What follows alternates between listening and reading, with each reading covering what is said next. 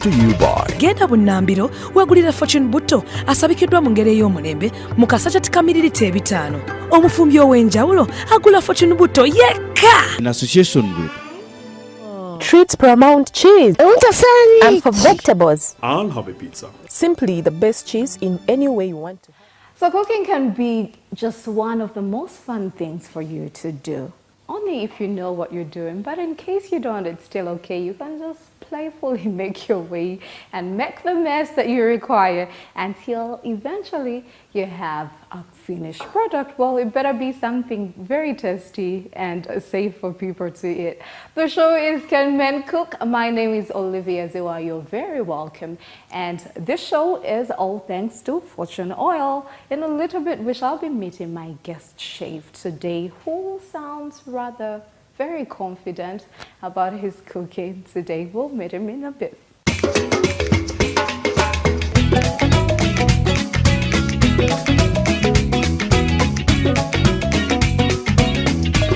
When you hear a man be so confident about his way in the kitchen, you know that is one to watch, right? And my guest chef today is seemingly no stranger to the kitchen, and he knows exactly what he's doing. So he says, but we've had people say that and a whole lot more, right? And they've still come to the kitchen and it's not as easy as they think it is. So there's just one way to find out. Please make welcome. He is Executive Director NITA, Mr. James Saaka. You're very welcome to the show today. Thank you. How are you doing? Oh, fine. Okay, so this confidence, is it legit or? That's my usual self. Oh yeah? Is it a recipe you just saw someplace and you're like, I'll make my way through this, or can you actually name I it? normally do this at home. Oh yeah? Okay, let's watch and learn. Mr. Saaka, you're very welcome. Thank you. What are you preparing for us today? Normally at home, so I'm rarely at home during the weekdays. All right. Sundays is the day I normally dedicate to my kids. So breakfast, I normally cook them Spanish omelette. Oh, yeah. And they love it very much. So it's the one I'm going to cook today. Okay, take us through what's here before us. So the Spanish omelette is good for breakfast. I love it, but doctors have kept me away from it, so I only rarely eat it. Oh yeah? Yeah. Why? Why would that be? Well, eggs are good, but not every day, Okay.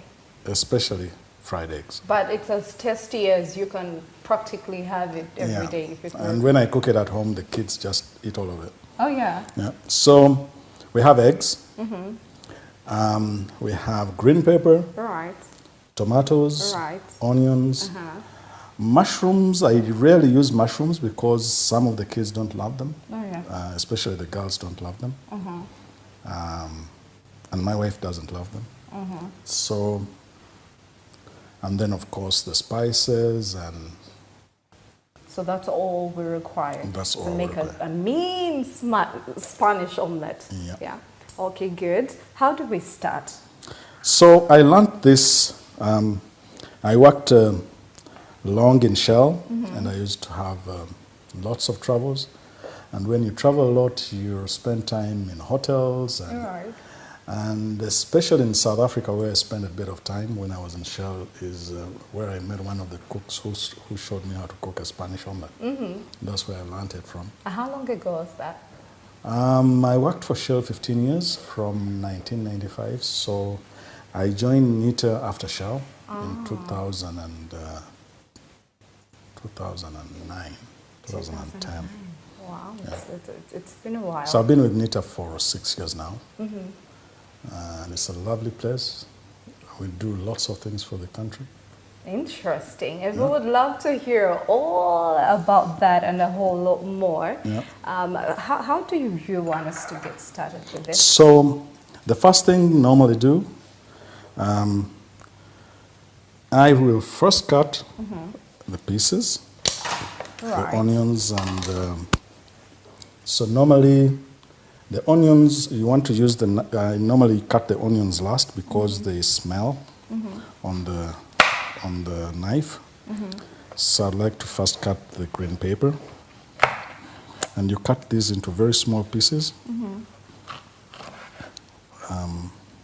I don't like these seeds. And also, normally my kids don't love them. So we normally cut them out. All right.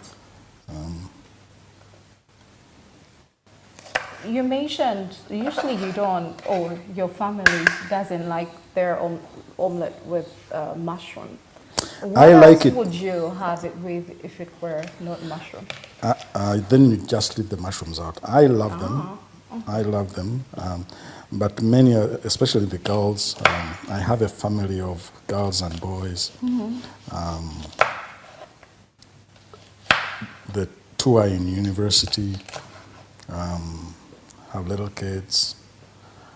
So I have Anthony, who's studying in China.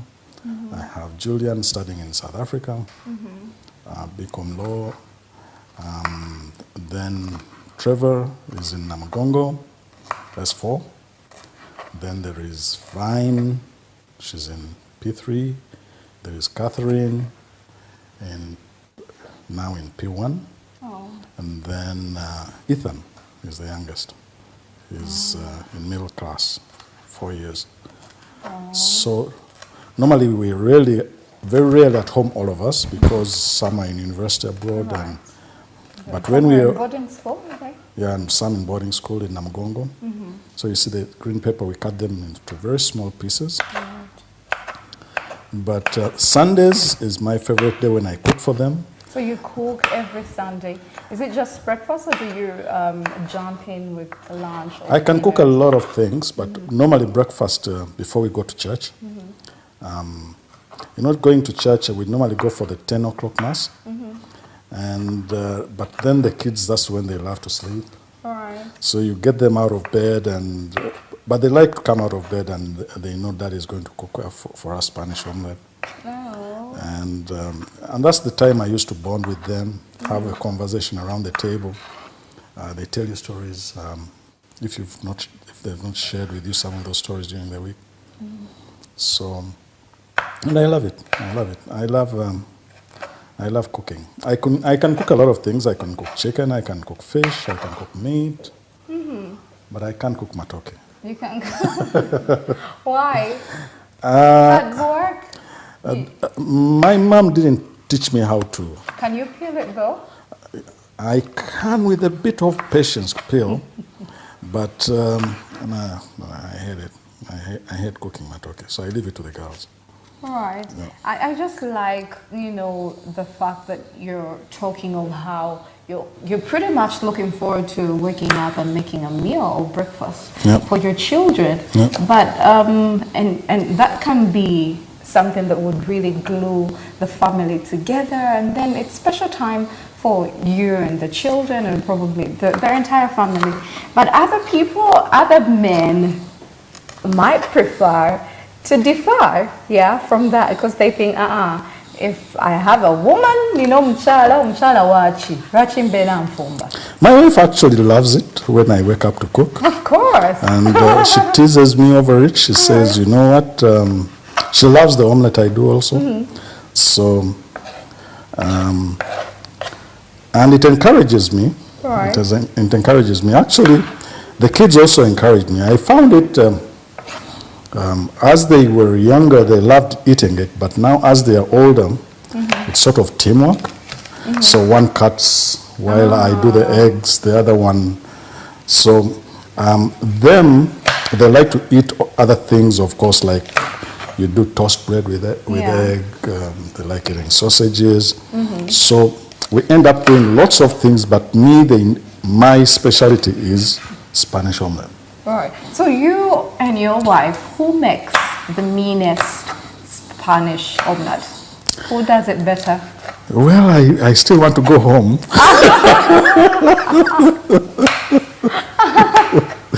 I still want to. Just might be locked down. Okay, so we'll give it to the wife, huh? Yeah, she takes it. I don't want to go. Right. I don't want to find a locked door.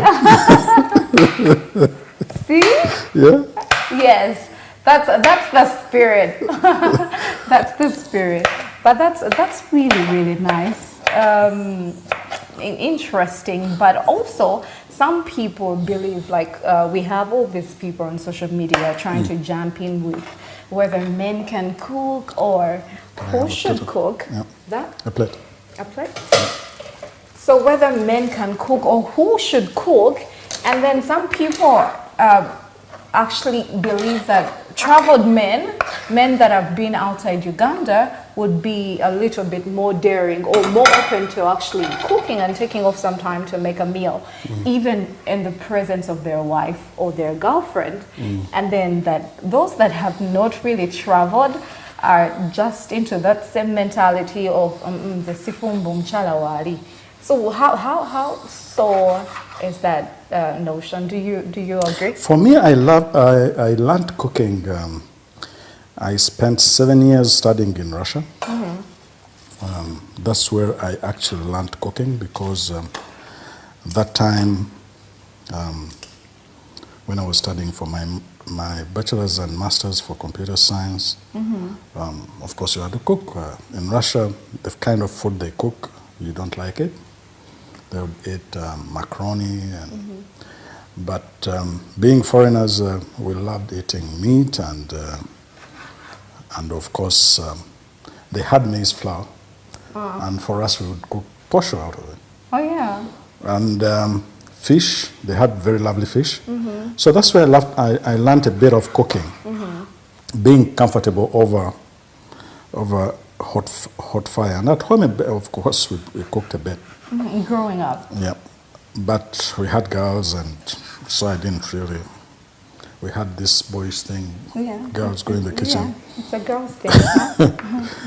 But as I grew up, I learned that no, I think I need to put my hand into it. Right. And I'm proud that I feel comfortable in the kitchen, and I think my wife must also be proud about it. Because And it is fun, is it not? when I go in the kitchen, she's not worried I'll break plates or I'll end up cutting myself, or she's very comfortable that I go in the kitchen, and the kids also. So, and I am also very comfortable about it. That is So, nice. having traveled a lot also, that also helped. Right. I worked in South Africa when I was in Shell, lived in The Hague with the family for another 3 years before I joined NITA. And all of these times we've been living abroad with the kids. It's always been that time when you're in the kitchen becomes the central place for a conversation. That's true. Rather than in front of the TV. So I feel proud about it, and I'm very confident about it. But the years I've worked in NITA, my job at NITA is a bit tough. I spend many hours away from the family. Sometimes I seem like a stranger in the house with the kids if I've been away for many days. So Sundays, if I'm around, I make sure I cook. You make the time for that. Yeah. So National Information Technology Authority, that's NITA. Yeah. Tell us about NITA and what are you all about as NITA? NITA, I happened to be the first executive director. It was formed in 2009, so I came back from The Hague as the first executive director in 2010. Actually started in August. Actually, I started 16th, 6 years ago.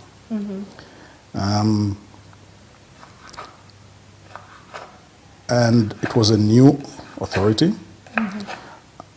One thing I've learned in government, it's very difficult to create a new body. Very, very challenging. Is it? Yeah, very challenging. Can I have some service, please? Okay. How challenging is it? Because you come in and you've got to exert your mandate. The mandate for NITA is to operate government services and operate government infrastructure. We operate the national backbone infrastructure. When we came in, this infrastructure had lots of problems. It had lots of bad publicity. And so the first challenge was to sort out that project. The national backbone infrastructure is infrastructure that's used to deliver internet, improve communication within government. So that time when I came, phase 1 and phase 2 had been done. So we operationalized it, started to deliver internet to government offices. We started with 27, now we have 130 government sites connected. When we connected them, by the time we started, the price of internet was around, the average price in government agencies, they were buying internet at about 1,200 per megabyte per month. And we've reduced it to 300. We're saving government about 5.2 billion a year. And we want to reduce the price of internet. I'll tell you why. If the price of internet doesn't go down, it's not going to help this country. We will not be able to do innovative things. Right. Jobs won't be created. The UN tells you out of their studies that for every 10% improvement in internet penetration in the country, you improve 1% GDP of that country. Oh, yeah? Yeah. So my job at NITA is to fight to make sure we reduce the price of internet in this country. And why? Because we want to deliver more online services to citizens in this country to improve service delivery. Today, you know, if you want a passport, you go to the office in Internal Affairs, you stand in a line, you spend days. I saw recently people wanting to renew their driving permits. And it's like the hardest thing now, huh? Yeah, you go stand in a line. I would like you to do that at home. That's my dream. Are we getting there? Do We you are. see that happen? We are getting there, and I can tell you there are several projects we're working on. And if we don't reduce the price of internet, you citizens you will not afford to go online. And that's the challenge. So as we develop services to improve service delivery, you people must afford to be able to go on the internet and reduce and do these things online. Right. So that's why we're working hard to reduce the price of internet. Of course, it's not easy. The private sector is doing what they can do. We government are also putting in our initiatives, our interventions. But the ultimate is to lower the bandwidth below $200. All right. What that will mean for the citizen is you will be able to do much more using an internet bundle, which you buy today, than you do today. Okay? You're going to be able to pay for services online. You'll be able to apply for passports online. You'll be able to pay for permits online. There's a project called One Stop Center, which we're doing with the Uganda Investment Authority. What is it like? We're integrating all the agencies that issue licenses to help investors. Of course, Investment Authority is the key one. You have URSP in there, you have KCCA in there, you have lands, you have NEMA, all of those that issue licenses. You hear our president saying investors should get an investor's license in 2 days. We must do it. Today, the normal investors spend 2 months, 6 months To acquire a license. to acquire an investor's license. For you to get a trading permit, how long? Do you know how long it will take you? How long? To open up a business, do you know how long it will take you? That's not good for doing business in our country. We need to shorten the time so that within 2 days, within a day, you should be able to open up a business. Right. Yeah? So those are the challenges we're working on. But the biggest challenge we had was our systems in government were not integrated. They were not talking to each other. Right. And also the cost of systems was expensive. We have a conference starting on Monday. It's called the Free Open Source Software Conference for Africa, which is basically to promote the use of open source software. You know, as we develop these systems, we use software. Yeah. If it's expensive, we can't afford, but there is free open source software which people can use and therefore not expensive. We are hosting this conference. Intentionally, we would like to see Uganda to start to use open source software. It's again part of our overall strategy to take things online cheaply. Right. Okay, so those are the interesting things. You heard of the free Wi-Fi we're going to be doing, launching in October. Oh, that's in October? Yeah, we want citizens in Kampala to enjoy free Wi-Fi at night. You know, we pay for these, all government offices, since we're delivering internet bandwidth to NBS. Yes.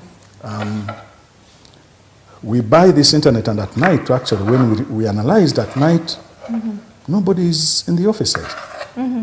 Yet we've paid for this internet bandwidth. Right, but it's not in use. It's not in use at the time. At that time. So we said, no, we need to find a way to use this internet bandwidth Right. efficiently for the country. And what have we done? We've said, okay, we are putting up Wi-Fi equipment around the city, and we're going to allow citizens access free Wi-Fi at night from 6, because we leave our offices at 6. Right. So after 6 and on? After 6 till morning. That shouldn't be a reason to stay in the Well, we sleep. And especially the universities. Work until late. Especially the universities like Makerere, Nakawa, Victoria University, all those universities are in town, CBD. The students are going to be enjoying free Wi-Fi in the evenings. Isn't that lovely? Isn't that lovely for the country? How cool is that? How cool is that? But you know, while we want to celebrate that, nothing in its, you know, fullness, like they put it, is without its disadvantages. There's always merits and demerits for just about anything. So what are the dangers that are likely to occur with such easy access? Of course, the biggest dangers as we put more things online, cybersecurity becomes more pervasive. We are also the agency in charge of cybersecurity, information security in the country, and we work also with the other agencies in government like Uganda Communications Commission, police, security, etc., to make sure we secure our systems and especially create awareness to the citizens and to our government users. Can I have a fork? Sure. There you go. So the biggest danger is cybersecurity. All right. Because people can be hacked into, spend many hours on the online, especially the kids. And we've done special things. We want to make sure children are protected, so we're going to do a lot of awareness. Of course, we're going to harden our systems, but the biggest danger are people. People who use the systems they need to be aware. For example, do you have any passwords? Passwords? Yeah. Like for your email? Can you tell me one of them? Are you able to get in? No, just tell me your password. Is that safe? So you see, one of the awarenesses we need to tell citizens, never share your password with anyone. Okay. Yeah, never. Because and I see very many people, I walk into people's offices, and by the side of their desk there is normally yellow stickers, and it says, password for my mobile money. Tricky passwords. With codes and passwords. Yeah, password for my online banking. And they have it saved in phones. That is so wrong. So awareness. The moment you give away your password, then the next thing you'll cry. Right. And that's not the only thing. If you have any apps where, for example, you have your email, if you're using your phone, make sure it's secured. If you lose it, so that people don't go in and attack and use. Is it easy to do that though? Because even with passwords, people are down there, know how to do their thing. The smart guys from what's that street? Wilson. Well, there are other awareness techniques which I need to warn you. Always. Share. Huh? Do share. Tell us. Always renew your always change your password regularly. Oh. Yeah. How regular? As regular as you can. That way, hackers and people who want to get into your system using your password, because sometimes if you leave your password, same password on for a year, people will try and break it. All right. But if you keep changing it, they won't break into it. I've had a bunch of young people actually have an argument on hacking, and to them they believe no one here is as smart as hacking. Yeah, so they believe we don't have hackers in Uganda. Well, if you go on the internet, once you put your service on the internet, that means it's accessible all over the world. All right. So your system becomes accessible to all these international people who are all over the world. So now you're not only vulnerable to people in Uganda, Right. you're vulnerable to people who are out of the country also. Elsewhere. Yeah. And that's the biggest danger, so you must be aware of that. But apart from that, what do we see as a country? So we would like to see ICT help young people to create jobs. One of our biggest problems we see today, young people mostly use, you remember about 15, 20 years ago, we only had these phones. Yes. I don't know how young you are, but for me, I remember then. So. I remember vividly. My dad would go to the post office to call one of our uncles in the US. Oh yeah. And he had a phone at home. If it ever rang, it was his boss. So, and it ring, and the whole house would know that it's ringing. Oh yeah, it had one of those very loud tones. So, we had about 30,000 of those about 20 years ago across the country. Now, do you know how many phones are in this country? Tell. Over 15 million people have access to phones.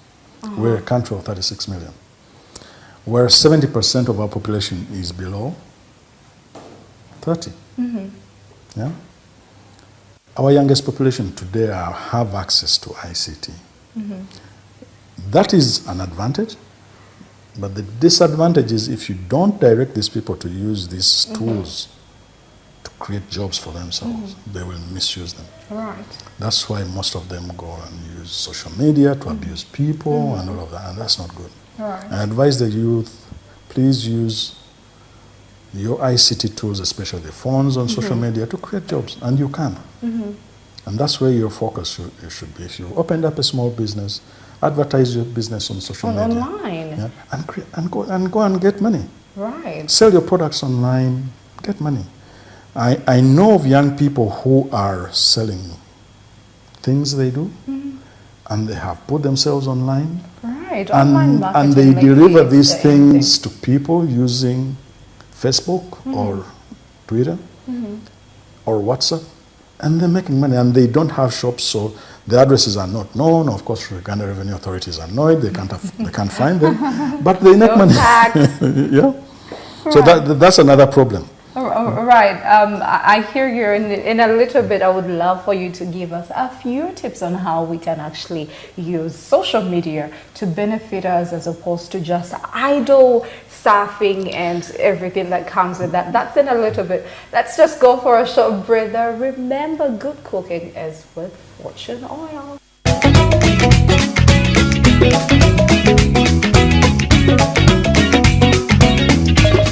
So the talk still continues, but right now we have to get to the Spanish omelette. So we're ready to start frying. Okay, so, and this is the interesting part, of course. You get to light the cooker, make sure you have enough fire. All right. The eggs don't love a lot of fire, so you just put enough fire. I normally use at home extra virgin olive oil, but since you have Fortune Oil, I use Fortune Oil. Yeah, Fortune Oil, very good oil and low on cholesterol. The extra virgin oil is actually low on cholesterol also. Okay. So this one you don't put in a lot of oil. I really don't like my egg oily. Right. And at home, everyone doesn't love the egg oily. I've seen some people cook. When the egg comes out, it's all oily. No, I don't prefer mine like that either. You just want to put enough oil so that you cook the... For me, my advice is you put just enough oil so that you get these vegetables cooked. The Spanish omelette, the eggs will cook by themselves. Right. So, we'll let it heat up so that we can move on. But I can continue telling you about technology. I was telling you how young people should be using technology should we use it to benefit us? Social media is very pervasive, so it spreads very quickly. Of course, what people do is they send malicious lies and they think that's fun, but that's not the best way to make money. No exaggeration. It should be legit. The best way of making money on social media is advertise whatever you have. And people sell 1 or 2 items somewhere. Yeah? Right. And so my advice to young people, whatever you're selling or whatever service you're doing, put it on social media. People will get access to it. See what's happening, the transformation in our country. Uber. Yes. Yeah? Uber, the Uber taxi. I need to check that. Yes. The taxis now can pick you from anywhere.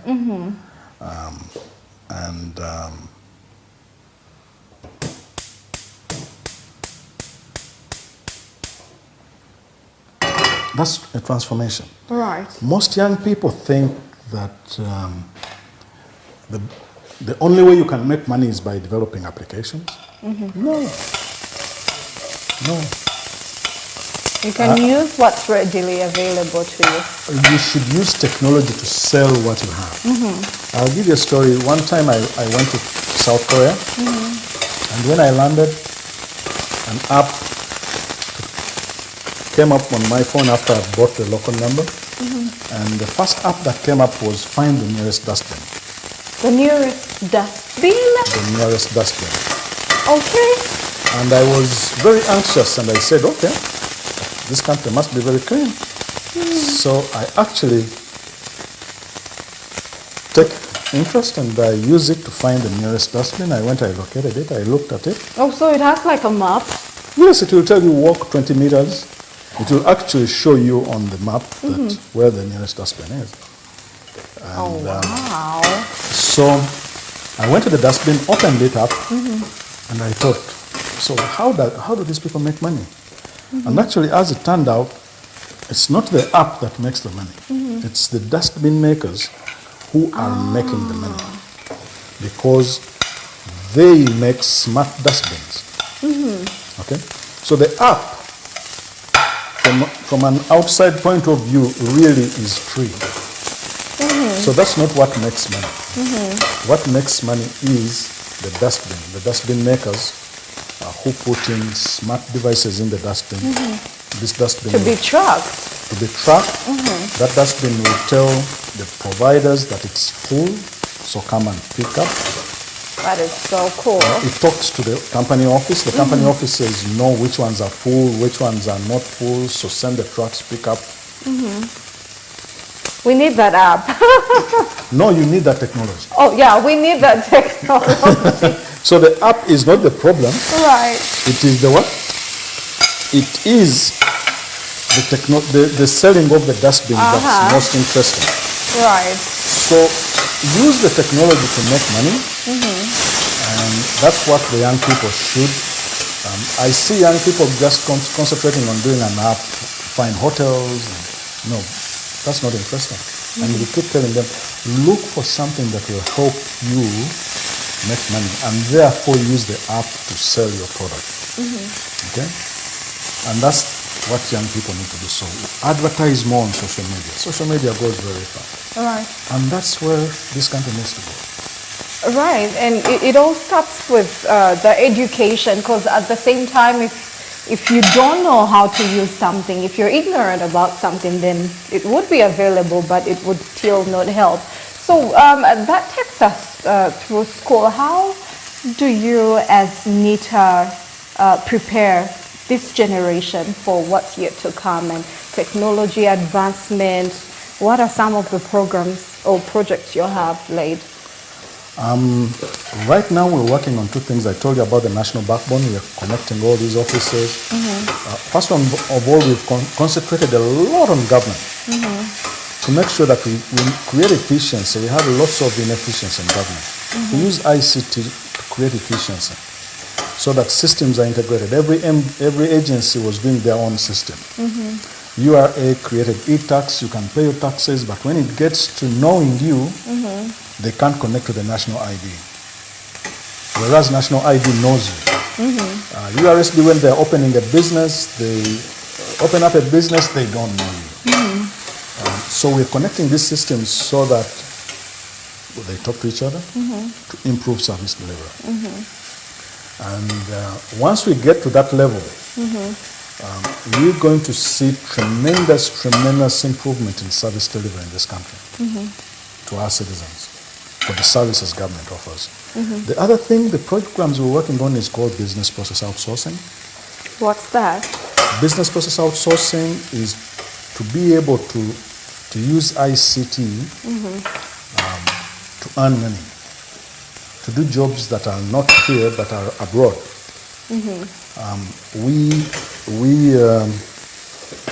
We created a center in town called Statistics House, and we have private companies working there. We invested in infrastructure, so kids are there doing jobs that are not located in this country. Right. Okay. And that's the best one way of using technology to make money. For example, an accountant can actually do an accounting work for a company that's located in Canada using IT, using the internet. And that's why the price of the internet needs to be cheap. If the price of internet is not cheap, you can't compete with the other countries like India, like Egypt, that are doing these services. So it does affect development. Yes, the price of internet does affect development. And that's why we're working hard to... So one of the things also we're going to be building is a national IT park, where these BPO companies will be located. It will house about 30,000 jobs. The park is going to be in Entebbe. We're going to use public-private partnerships to build that park because government doesn't have a lot of money. Our priorities are different. And in this park, we will create 30,000 jobs in the next 4 or 5 years using ICT. So that's where we're going. We also want to go into electronics so that we have young people who can create stuff. We want to go into that and see that we can start to create electronics, homegrown electronics. Right. Yeah. And actually be able to fund such projects. Yeah. So those are the routes we are taking. We are, like I told you, 70% of our population is under 30. We are a very young country. If we don't use ICT to help these people get jobs, we'll be in a problem. We're doomed. Yeah. Well, I've put in the egg, and it's starting to cook. You know, I like it when the egg doesn't get mashed up. So I'm normally very careful in making sure that it's all very well arranged. So you split it before? Yes, so that it doesn't get like a scrambled egg. I don't like the scrambled egg. My omelette to be scrambled. That has to be on very low heat. Yeah.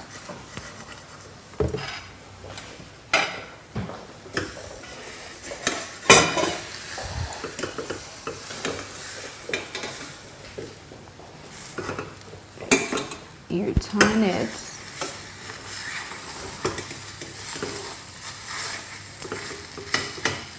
And much as you prefer to have little oil, you need to be careful because sometimes it's too little that the egg will burn as well. So you need to be able to draw a line. If the fire is too much, yeah. So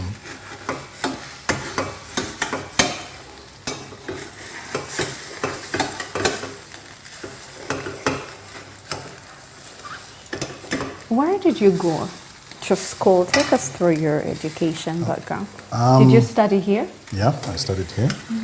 My primary, my father was a land surveyor.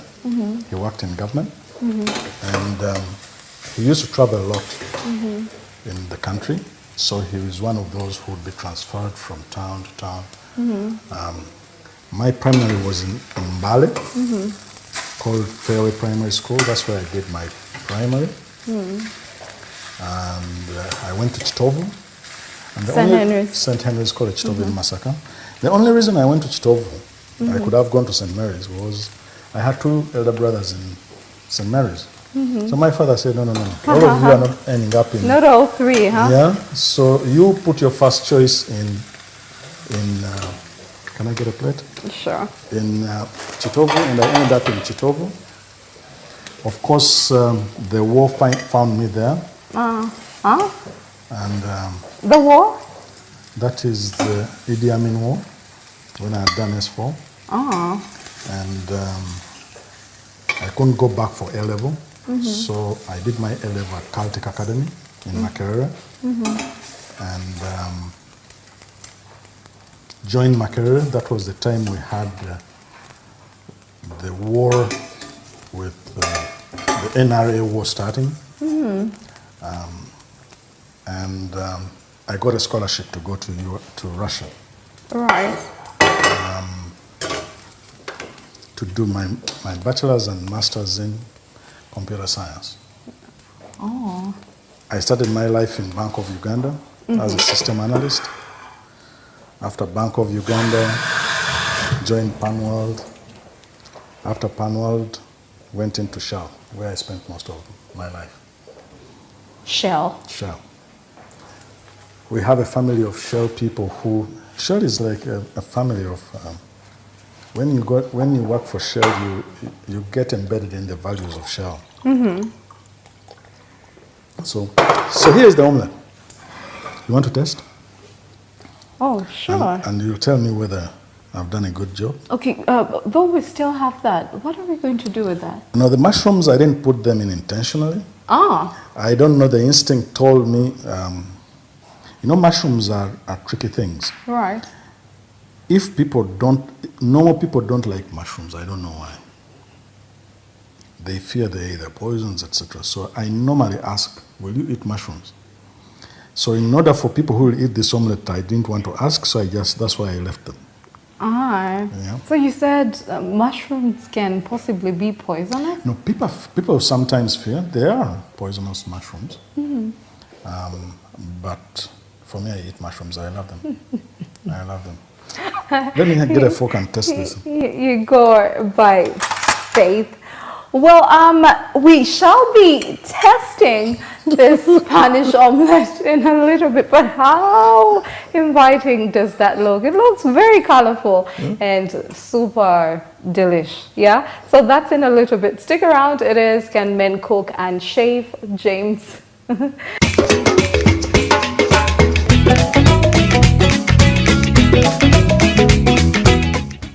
We've had some very good conversation on IT and all, and there's a lot for us to learn actually, but through the eyes of NITA, how does our future look in terms of ICT? Like I said, we have a young population. Our future is bright, actually. Awesome. We're going to see more, and that's why government is putting a lot of emphasis on making sure that whatever the services we're providing, we use ICT, because that's the language the young people talk. Right. And so our future is bright. we're going to see much more ICT innovations being done, especially to help create jobs. Yeah. Right. Let me take you to a side that just might seem very sensitive, especially when it comes to parents and how, to them, the fact that young people have access to internet is not a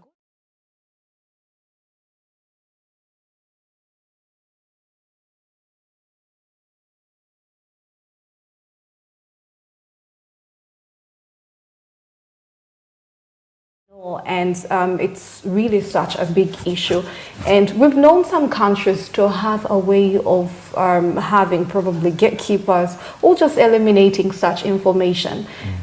How possible is it for Uganda? I'll tell you some of the initiatives we have. We are working with the UK government. We have a child help desk. And also we do have technology that reports images of children, bad images of children on the internet. Today we have that technology. We need to protect the children from being abused on the internet. Right.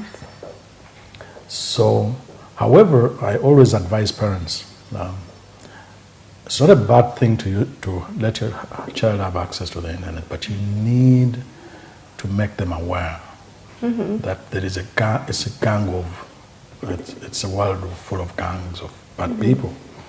And social engineering is one of those things that really, and what we call now bullying, cyberbullying, where young people are bullied and on the internet. So you need to make them aware, and if they get bullied, let them tell you. For me, at least my kids, if they get into trouble in the internet, I've been coaching them, telling them, change your passwords, do this. Do this. But at what age, though, do you allow them access to internet? Ever since they were kids. Ever since they were kids. How old? 4, 5, 6, Oh, yeah. 7. Yeah. You can lock some sites away from the kids. There's smart ways of doing it. Right. You can use some software to hide away some things. But you need to train the child to protect themselves. It's like when you let the children onto the street. Most of us now grow our children in the walls. But when we grew up, for me, I don't remember having a wall around our house. We would wander off onto our neighbors. But your parent always advised you, don't eat that, don't do that, don't do that, don't do that, don't do that, so that you're safe. Right. Same way with the internet. You need to keep coaching your children. So make time and have this conversation with the your children. Yeah. And the other thing is so that they have the confidence if they fall into trouble to tell you. You hear a lot of stories in the UK, in the US, where children commit suicide because of undergoing cyberbullying, and they can't tell their parents. So you have to continuously talk to your children so that if they get into trouble, I know one of my daughters, she one time had her email password stolen. And she was very easy to tell me, because she was quick to tell me, Dad, my password has been stolen. I can't control my email anymore. I just told her, delete the email. And get something else. Yeah. So have the conversation with your children. Yeah. Already here before us is a very deliciously looking Spanish omelette prepared by Chef James, and we're ready to eat. Yep, so ladies first. Yeah, you did the cooking, so will you please serve? So you want to serve you? Yes. Tomatoes, I like fresh tomatoes. Doctors actually recommend to eat fresh tomatoes. Healthy? They're very healthy. Thank you. And I'll give you a conservative portion. Thank you. If, say, you were to use the mushrooms, at what point were they supposed to come in? With the tomatoes and onions before the eggs? Yeah, you also cook them together. So fry till they're ready, and then. Some people like the vegetables to be soft. Some people like them half cooked. I'm one of those who likes them between medium and half cooked. So, and there we go. So, have you tasted? Not yet. You'd better. Not yet. I'm waiting for you to go first. Bless this food. Amen. Amen. I don't want to blow my own trumpet. It's all right. Go right on. How do you like it?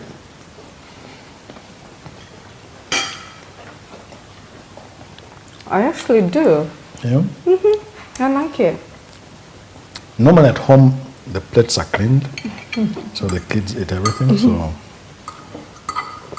I love this. I like it. It is a very easy fix. And then I like that it's not too oily. That's my favorite bit. And especially for the men who have different excuses of going out there and spending too much, yet you can actually use a very, short time or little time preparing this omelette. You can have this over breakfast, but even any time in the day, right? Yeah. It can be a quick but But it's good for satisfying breakfast. Good for breakfast. snack. So this is good. I was looking forward to the mushroom. That didn't happen, so that's all right. You'll probably come through next time and we see I didn't intentionally put in the mushrooms. I feared that normally I ask, will you eat mushrooms? So it's one of those things that people fear. Right. So easy fix. No doubt you did amazing with this one.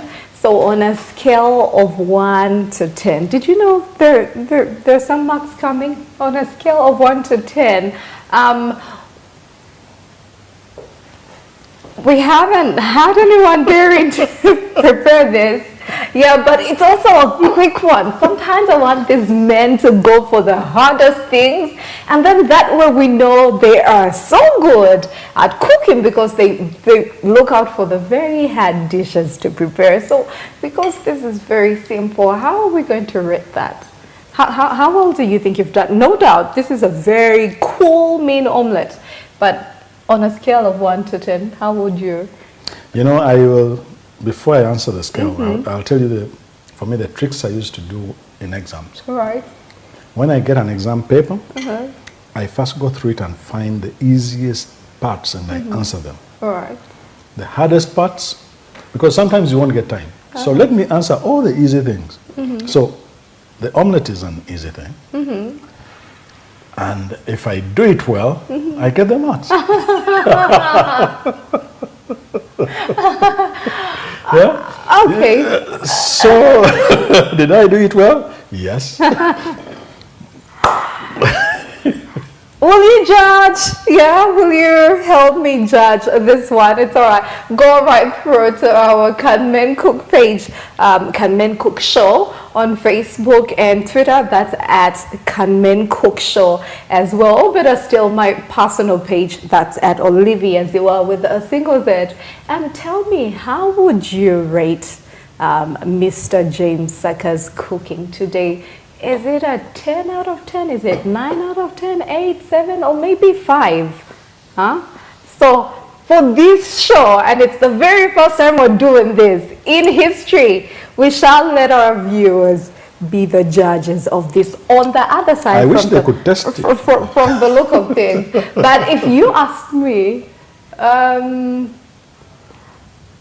8.